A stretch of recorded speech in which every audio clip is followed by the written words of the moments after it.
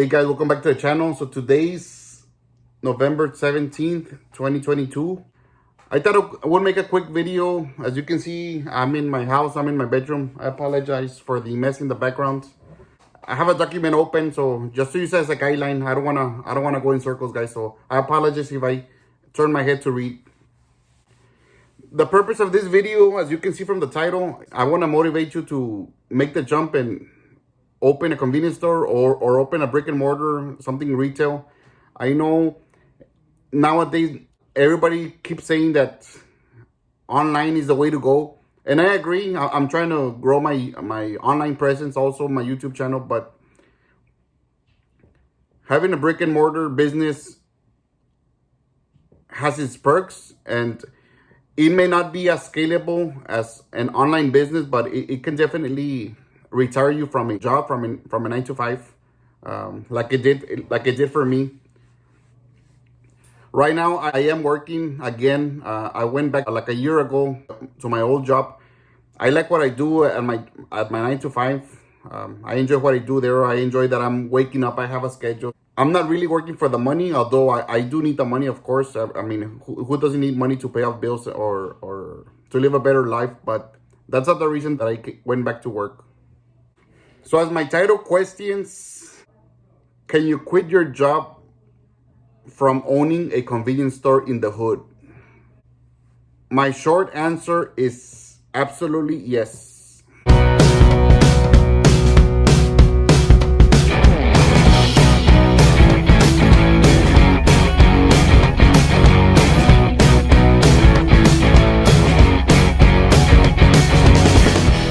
We have been paying ourselves $2,000 a week for the last 5 years. I hadn't increased our salary for the last year and a half because we were basically carrying the weight of the two butchers, because my meat market wasn't standing on its own 2 feet. So just to clarify again, when I say meat market, it means a department inside my store. For the last year and a half, we weren't selling that much, so we had to add 2 butchers to run that department. So we were basically having to pay them from our convenience store. And my goal from the beginning was for the meat market to pay its own expenses. But unfortunately, I mean, it took about a year and a half for it to start picking up. It started picking up about 3 or 4 months ago. The sales have increased. For about a year, we had to decrease our weekly salary to $1,500 per week. So we reduced from $2,000 to $1,500 to be able to carry the weights of the 2 butchers, although they make a bit more. That's what I decided to reduce. We were doing okay. About 4 months ago, I went back to my current salary, which is $2,000 a week, which is $104,000 a year. But 4 months ago, we hired a professional butcher. He comes from Mexico. He has a lot of experience. He brought over a friend of his. They're basically running my meat market, and they're doing an excellent job. They've increased sales, like I mentioned. And my wife has been hitting Facebook every day, uploading. We've been advertising a lot. And when we go eat to a restaurant, we give out a flyer to the owners or to the managers, so in case they want to buy the meat from us. That has been helping a lot. We have been increasing the sales. Before, on average, we were selling about $52,000 per month overall sales. So sometimes we would sell 45, 46,000. Sometimes we would sell 55. But overall, they were averaging about $52,000. About 4 months ago, like I mentioned, the sales started to increase. In September, we sold 68,000. In October, we sold 83,000. Now, the profit from the lottery is very low, so I don't even include the sales. So this is just groceries, beer, and the meats. So once again, in October, we sold 83,000. And if you notice, from 52,000 to 83,000, it's a 60% increase in sales. And this month, we're also on track to do about 80 some. We're seeing new faces, because the problem with a neighborhood store is that since you don't sell anything out of the ordinary. Nobody's gonna go across town to come and buy beer from you. Nobody's gonna go across town to buy a Snickers. They're gonna go to a gas station or to a neighborhood store that's near them. But since now we're selling meats and we're selling cooked foods, we're selling pork ribs with a barbecue.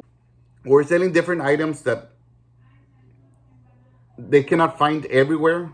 There's some other places that do sell what we sell, but the taste is very particular because one of my butcher is Honduran. Another butcher, he's from Mexico, from Michoacan. They combined their knowledge, and they have a very particular recipes, and what I'm concentrating is I'm trying to teach my whole staff so they can learn how to make the food, how to sell. That way we don't have to depend on one person in case something happens. The business has to continue. Not only did our sales increase, but our overall gross profits increased.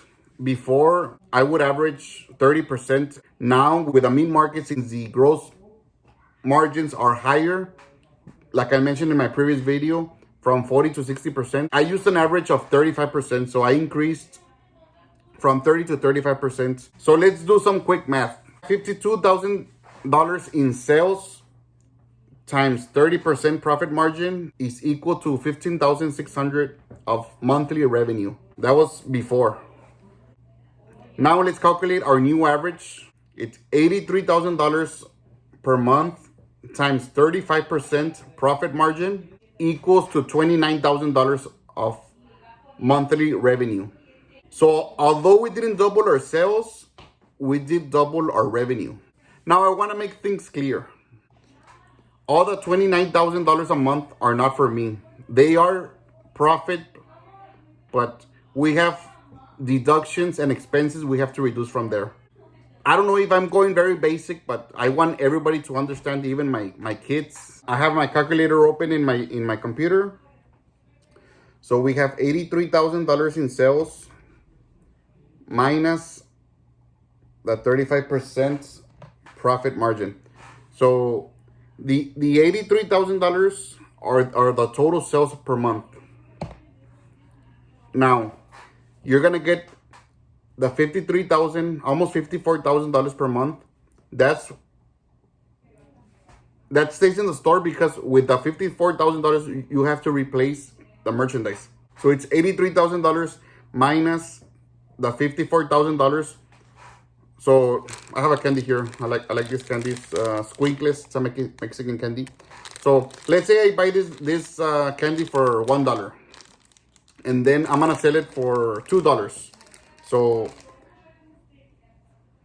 at the end of the day, if I sold one for $2, the $2 are not profit. I cannot get the $2 and go buy myself a burger. Why? Because I need $1 to buy this again so I can sell it again. Basically, what you do is you have $50,000 of inventory every month, let's say, and it spits out the profit. So I'm gonna go buy this again for $1 and then sell it again for $2. And the dollar that I'm making of profits is what I'm gonna divide, and I'm gonna pay employee wages. I'm gonna pay the mortgage on the building. I'm gonna pay the utility bills. I'm gonna pay the phone. I'm gonna pay everything from the profits. So I bought this and then I sold a lot of these and I made, let's say, $83,000, but only 35% is profit. The other 65% stays in the store to buy the inventory again. I hope I made it clear. If not, let me know. $29,000 may sound like a lot of money a month, but remember that you have to subtract. I'm just gonna name a few. I'm not gonna name everything, but we get like $1,000 light bill every month. You subtract $1,000, you already have 28. And then I pay $2,300 for my mortgage. Then I pay about $10,000 a month for employee wages, not including myself. Then you have to pay the cable, the water bill. Something breaks, you have to buy new equipment. The walk-in cooler stops working, you call the AC tech and it's gonna charge you maybe $500. So the $29,000 starts shrinking. But since you already have employees there, it is very wise for you as the owner to look at ways to provide additional revenue out of them. So some examples of this include about $6,000 in profits for money transfers, about $1,000 of profits for selling lottery tickets and scratch tickets. That's why I didn't include it in my overall sales, because I only include the profits on this side of the equation. Since I own the land, I'm paying a mortgage. I have a snack stand right outside the store. I rent it for $825 a month, so that's an extra almost $1,000.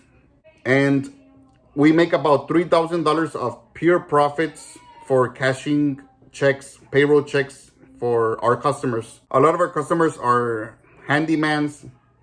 They do landscaping, and most of them, they get paid cash. So we charge them a fee and they cash their checks there. With those additional streams of income, that puts us close to $40,000 of monthly revenue. We have about $20,000 of operating expenses, which includes what I mentioned before, the employee wages, utility bills, and my convenience store mortgage, which will be paid off in less than 5 years. Praise the Lord. If these sales continue, we will continue paying ourselves the $10,000, plus the store will be making about $10,000 a month in profit. So at the end of the day, we will be netting about $20,000 a month. I'll pay myself the $10,000 a month in a wage, and then I can do a dividend distribution every month or every quarter of $10,000. So that will put us about $20,000 a month, or about $250,000 in profits to my pocket per year. This is the reason why I'm selling my sixplex in Rio Bravo.